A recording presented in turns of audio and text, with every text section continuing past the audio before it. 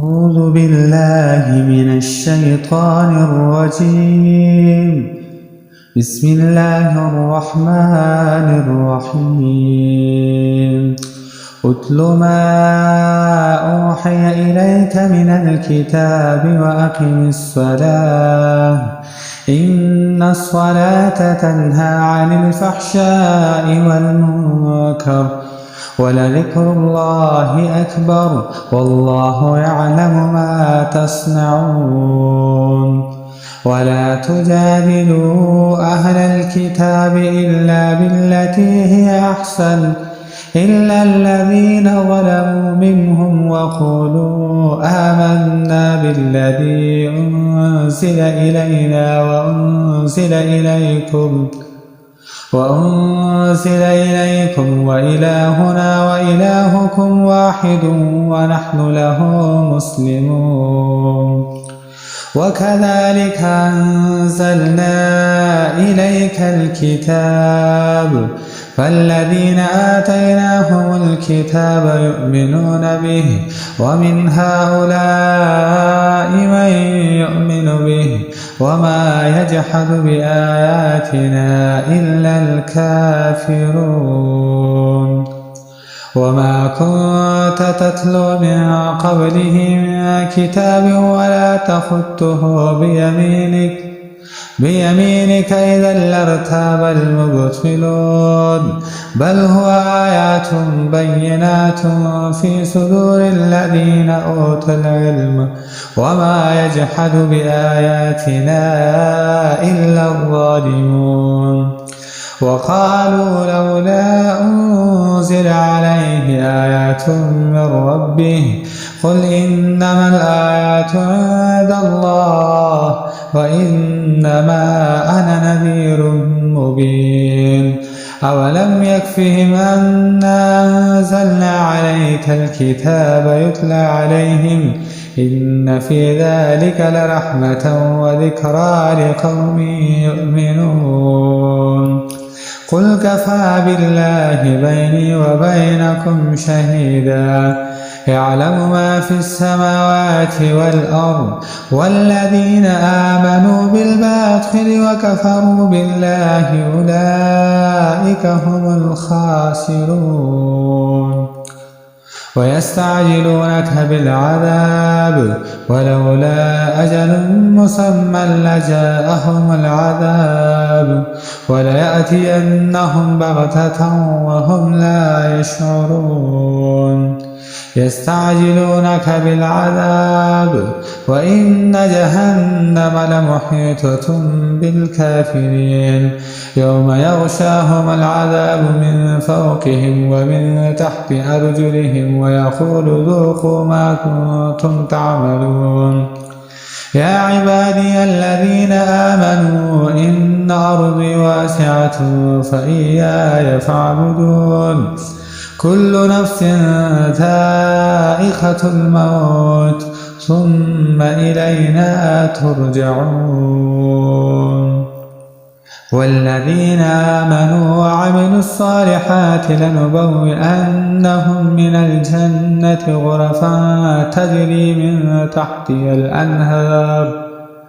من تحتها الأنهار خالدين فيها نعم أجر العاملين الذين صبروا على ربهم يتوكلون. وكأين من دابة لا تحمل رزقها الله يرزقها وإياكم وهو السميع العليم. ولئن سألتهم من خلق السماوات والأرض وسخر الشمس والقمر ليقولن الله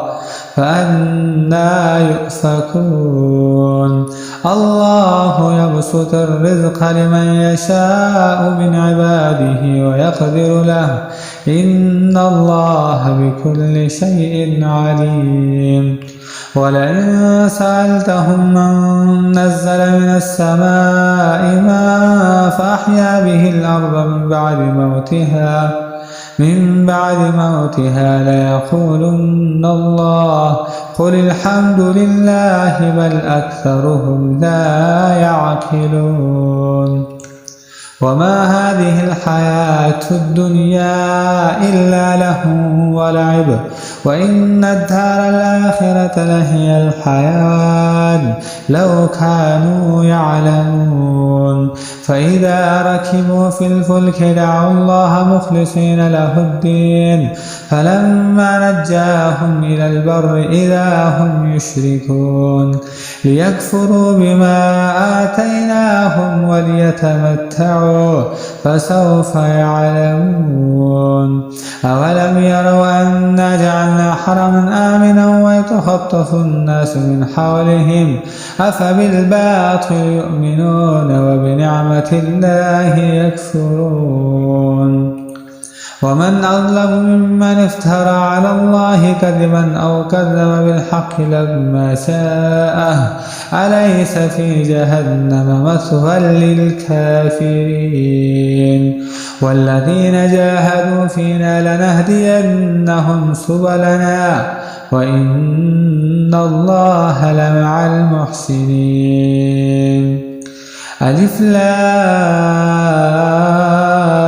ميم غلبت الروم في أدنى الأرض وهم من بعد غلبهم سيغلبون في بضع سنين لله الأمر من قبل ومن بعد يومئذ يفرح المؤمنون بنصر الله ينصر من يشاء وهو العزيز الرحيم وعد الله لا يخلف الله وعده ولكن أكثر الناس لا يعلمون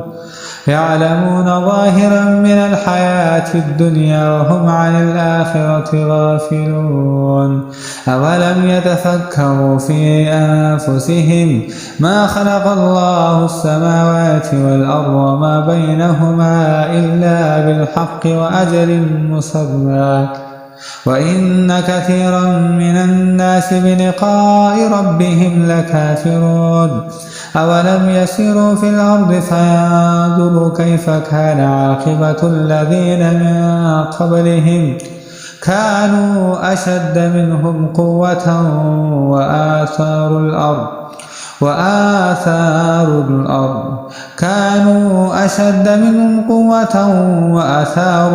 وعمروها أكثر مما عمروها وجاءتهم رسلهم بالبينات فما كان الله ليظلمهم ولكن كانوا أنفسهم يظلمون ثم كان عاقبة الذين أساءوا السوء أن كذبوا بآيات الله وكانوا بها يستهزئون الله يبدأ الخلق ثم يعيده ثم إليه ترجعون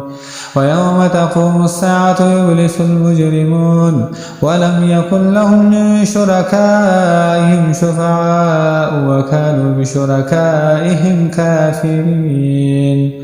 ويوم تقوم الساعة يومئذ يتفرقون فأما الذين آمنوا وعملوا الصالحات فهم في روضة يحبرون وأما الذين كفروا وكذبوا بآياتنا ولقاء الآخرة فأولئك في العذاب محضرون فسبحان الله حين تمسون وحين تصبحون وله الحمد في السماوات والأرض وعشيا وحين تظهرون يخرج الحي من الميت ويخرج الميت من الحي ويحيي الأرض بعد موتها وكذلك تخرجون ومن آياته أن خلقكم من تراب ثم إذا أنتم بشر تنتشرون ومن آياته